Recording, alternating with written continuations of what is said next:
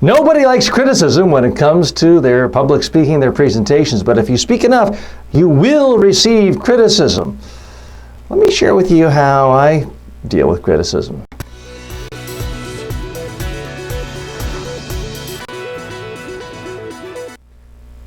So here's a review I received on my online public speaking training course just today. This particular platform allows people to rate speakers, trainers, lecturers on a 1 to 5 scale of stars. I received 1 star, and the title of the review is this: Poor. This is a poorly done course. I don't recommend it if you are really looking to learn skills of public speaking. The teacher sits the whole time at a fake news anchor desk and recites things not to do, rather than showing useful skills to incorporate. It was painful to watch. Again, he's talking about me. As far as I couldn't finish signed SM. Now, hey, I'm a human being. Nobody likes criticism. I don't like criticism, but I always try to learn, because there may be something there. So first thing I do is I take a breath, I try to put it aside, not do any response for 24 hours, then look at it again. Now the first part of this criticism is the teacher sits the whole time. Well,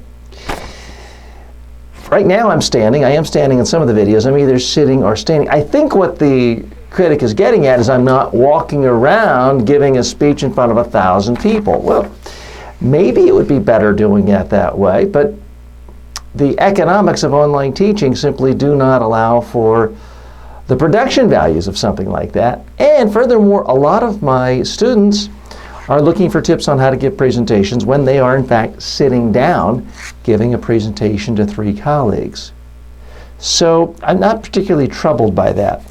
The next element of the criticism, he's sitting the whole time at a fake news anchor desk. Well, this is fake. This is just a TV with a video loop. I have mentioned that and gone into detail in other courses I have on that, so I'm not trying to hide anything there. Now, this is an issue I've given thought to. It is an issue I've tested, because I've tested numerous backdrops, and what I have found is it doesn't matter what backdrop you have, you're going to get a lot of criticism.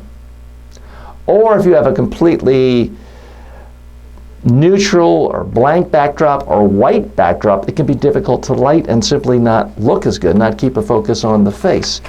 The reason I use this background, there are 2 reasons. Number 1, it has generated less criticism than any other backdrop I've used, number 1. Number 2, half of what I do is media training, so having a media focus fits with what I'm all about and gives a little more polish. So again, I'm listening to the critics' concerns, but I'm not buying into that. The next thing the critics suggest is that all I'm doing is reciting things. I'm not quite sure what he means by that. Now, I haven't memorized what I'm saying in the courses or here. I'm just talking to you. I'm sharing the same things I would share to my one-on-one clients, whether they're CEOs or presidents of countries. I'm talking. I'm not reading a teleprompter. So it's a course about speaking. So to me, it doesn't seem appropriate to put up lots of text and have special effects and bubbles coming in. It's about speaking. So I need to be speaking, and you need to be speaking if you want to learn how to be a better speaker. So the next thing the critic is suggesting is that all I'm doing is saying what not to do, as opposed to showing what you should do as a speaker.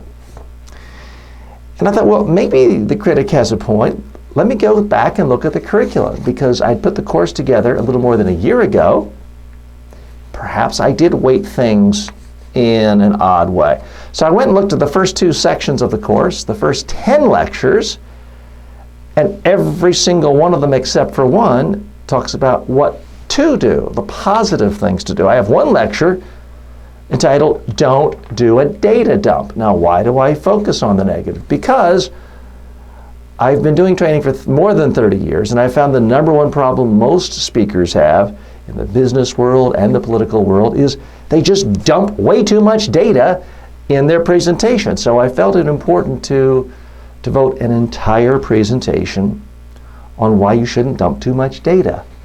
But 1 out of 10, 10% on focusing on the biggest flaw, I don't feel that that is out of proportion. Now, the next thing the critic says is it was painful to watch as far as I did. I couldn't finish. Now, on that aspect of criticism, the critic is absolutely right. If it's painful for him, and I'm assuming it's him, it could be a her, the initials are simply SM, it's anonymous, the profile of the student. If it's painful for him to watch me, well then, that's true. It is painful for him to watch me. What does that really mean, though? It just means he doesn't like something about how I sound or look. I can't do anything about that. Here's what I do know. Doesn't matter how good a speaker you are. You could be Ronald Reagan in his prime. You could be Bill Clinton. There are people who couldn't stand Ronald Reagan as a speaker and people who don't like Bill Clinton as a speaker. Now, I'm not saying I'm as good as those two. My point is nobody has universal appeal. I can't beat myself up and say, oh gosh, I wonder if I should grow more hair or dye my hair or make my eyes less beady. I can't worry about that. You can't appeal to everyone. You can't please everyone, so don't try. Now, I am thanking this individual for giving feedback because most people aren't willing to do that. But it doesn't mean you have to instantly panic. Part of what I look for is there a trend? So I looked back at the other ratings for the course, and in fact, all the other ratings for the course were 5-star, the highest absolute star rating. So my tendency is to say, I'm not really getting any value out of this particular criticism. Now, some of you may be thinking, well, TJ, you sound awfully defensive. Why do you have to be so defensive? I take public speaking very seriously. I do think that you should be able to defend yourself from criticism. Either say why what you did is the right thing and why you did it, or say, there's a fair point. I need to change, I need to improve, I need to get better. Certainly I have had a lot of good criticism over the years, and I have, in fact, changed. And there's certainly room for criticizing me in this particular course. Those of you watching the online course, some of you are watching on YouTube. But if you wanted to criticize some of the production values, some of the audio, perfectly fair. You'd have a fair point. If you want to say, TJ, you don't always practice what you preach, you don't always give a great story with dialogue and setting to make every single point, good point too. I've got to improve that too. So I'm certainly not beyond criticism or above criticism. I can improve too, but I'm not seeing the criticism in this particular critic's viewpoint as particularly helpful. I won't say it's not valid. I'm not trying to judge whether criticism is valid or not. I'm trying to figure out whether it's helpful so that I can act upon it. My advice to you, when you do get criticism on your public speaking, take a breath, put it aside for a day, look at it again, and really try to be objective. I know it's hard to do when it's you, but try to be objective and figure out, is this criticism valid? Is it part of a trend, or is it one nitpicker? Thank the person regardless, then make a judgment. If it's something you can act on to improve, do so. If it's just somebody who doesn't like the way you look or the sound of your voice, there's nothing you can do. I'm TJ Walker. Thanks for joining me.